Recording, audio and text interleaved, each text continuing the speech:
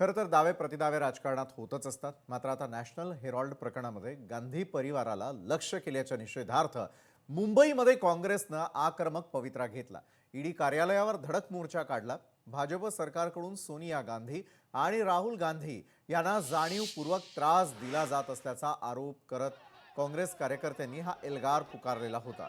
National Harold प्रकरणामध्ये करण्यात आलेले भ्रष्टाचाराचे सर्व आरोप हे राजकीय सूडबुद्धीने केल्याचं काँग्रेसनं म्हटलंय। महत्त्वाची बाब म्हणजे नुकताच न्यायालयानं सोनिया गांधी आणि राहुल गांधी यांना या प्रकरणामध्ये मोठा दिलासा दिलेला आहे। न्यायालयाच्या या निर्णयानंतर काँग्रेसच्या गोटात उत्साहाचं वातावरण असून आता भाजपच्या आरोपांना रस्त्यावर उतरून उत्तर देण्याचं धोरण पक्षानं स्वीकारलेलं दिसतंय। भाजप सरकारी यंत्रणांचा गैरवापर करून गांधी परिवाराची नाहक बदनामी करताय, मात्र सत्याचा विजय झालेला आहे अशी प्रतिक्रिया काँग्रेस नेत्यांनी या मोर्चा दरम्यान दिलेली आहे। बरं, या आंदोलनामुळे ईडी कार्यालयाबाहेर मोठा पोलीस बंदोबस्त तैनात करण्यात आलेला होता आणि यावेळी राजकीय वातावरण कमालीचं तापलेलं होतं। आज कुठेतरी भाजपाचा बुरका फाडलेला आहे। न्यायालयाने यांना चांगल्या प्रकारे एक चपराक दिलेली आहे। राहुल गांधी आणि गांधी परिवाराला नेहमीच त्रास देण्याचा प्रयत्न केलेला आहे या भाजपा सरकारने आणि कुठेतरी न्यायालयाने आम्हाला न्याय दिलेला आहे। त्याच्या विरोधात आम्ही आज या ईडी कार्यालयावरती मोर्चा काढला। खरं तर ईडी कार्यालय नाही, ते भाजपाचं कार्यालय आहे, जे भाजपाच्या इशाऱ्यावरती चालत आहे आणि पुढेही ते चालत राहणार।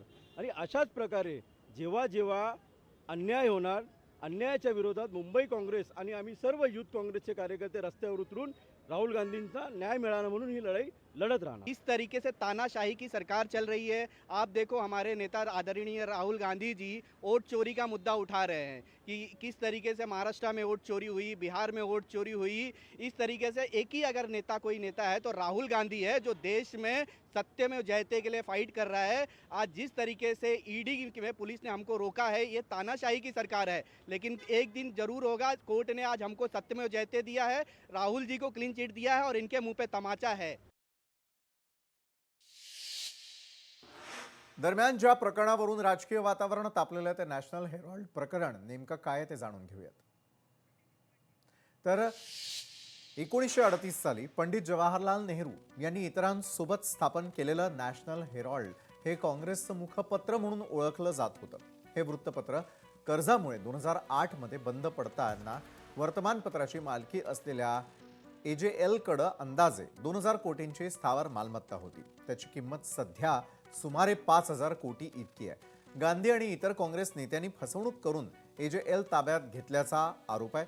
तसंच काँग्रेस नेत्यांनी केवळ 50 लाख रुपयांमध्ये दिल्लीमधील हेरॉल्ड हाऊस आणि मुंबईतील मालमत्तांचा समावेश होता अशी लेखी तक्रार भाजपचे नेते सुब्रमण्यम स्वामी नोव्हेंबर 2012 मध्ये करताना दिसले होते। AJL या मालमत्तांचा वापर व्यावसायिक कारणांसाठी करत होती असा दावा ईडीने केलेला आहे।